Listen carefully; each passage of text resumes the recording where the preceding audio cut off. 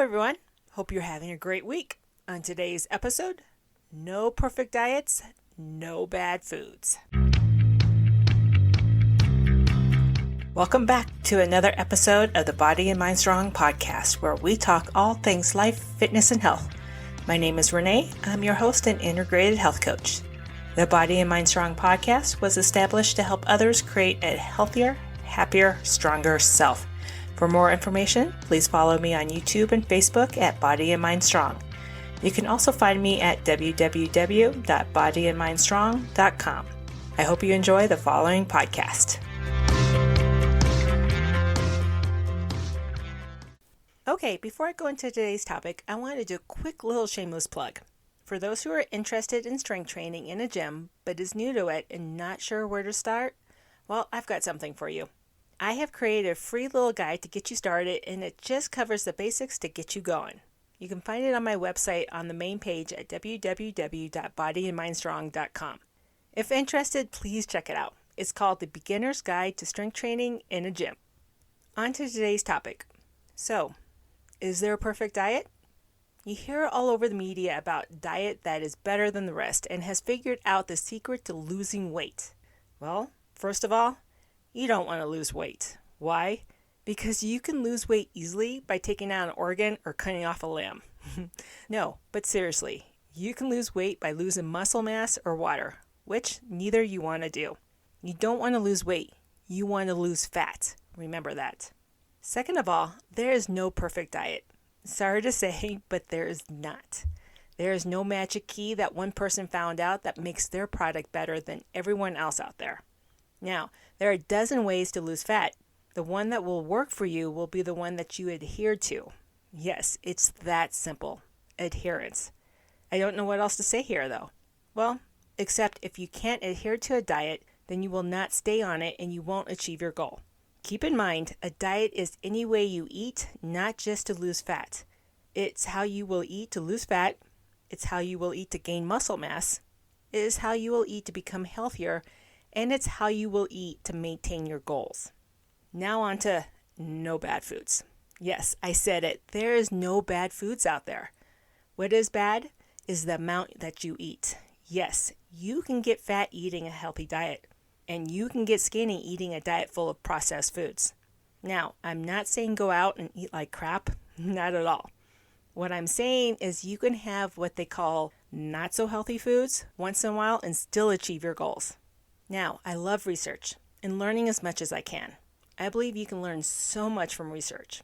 However, I also question research as I know how people have cherry-picked information out of research to sell their products. However, I'm not going to go into details about research as that is not my area of expertise. Yes, I do have experience with it, but wouldn't call myself an absolute expert on it. If you love this area and want to know more, I would suggest you check out Leighton Norton at BioLane. I enjoy his approach to research and expertise in the field of health and fitness, as he has a PhD in it. And well, he geeks out about it. In fact, he has a podcast with the title The Beauty and the Geek. Check it out. Now, my focus for this podcast is to approach this topic from the behavior modification angle, as that is my expertise. If your goal is to lose fat, the first thing I'd like you to do is take a step back and explore your relationship with foods. Yours truly has had to do this as well, so I know it's not the easiest thing to do, but it's one of the healthiest things you can do for yourself. If you need some help with this, reach out to someone who is qualified to help you with this. Once you gain a better relationship with foods, finding a diet and adhering to it will be so much easier. Okay, next, I want you to explore if you have any trigger foods, and if so, how many? In my own opinion, one of the best diets out there is what they call IIFYM. If it fits your macros, or you may hear it as flexible dieting. Here, you will figure out the numbers to hit in regards to your own macros, protein, carbs, and fats. Then focus on foods that fit into those numbers. Thus, if you want an apple or a steak or a Pop-Tart, you can have it as long as it fits your macros. Sounds easy, right? Well, for most people it is, though there are a few that it won't be. Let me explain. Here's where I will have you go back to what I had you do earlier, thinking about your triggers. Having triggers could make this way of dieting harder. Being on a structured diet, like what most other diets are, may be the way for you to go, especially if you have a great deal of triggers. But let me stress here, just because you have trigger foods doesn't make them bad foods. Got that? Now, if you are more comfortable with a structured diet and able to adhere to it, go for it. However, during this time, I would still like you to explore your triggers and relationship with foods. Reason? I want you to gain lifelong skills to help you achieve your lifelong goals. I want you to be able to maintain your goals long after you achieve them. By learning how to manage your trigger foods and seeing food for what it really is, energy, you'll be able to maintain those goals lifelong. Again, if you need help with this, I can help or reach out to someone who is qualified to help you change your behaviors in relationship with foods. There you have it, a quick little talk on diets and not labeling foods as bad.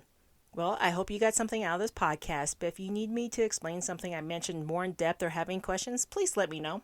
Please feel free to contact me at bodyandmindstrong@gmail.com, or you can find me on Facebook, Instagram, and YouTube.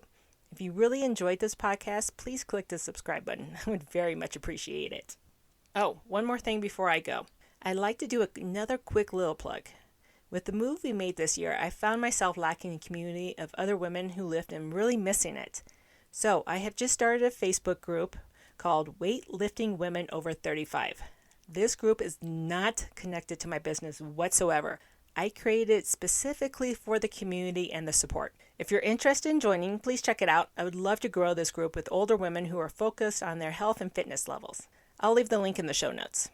Stay tuned for more episodes on helping you create a healthier, happier, stronger life for yourself. And make sure you're doing at least one thing today that will get you one step closer to one of your goals. Have a great day.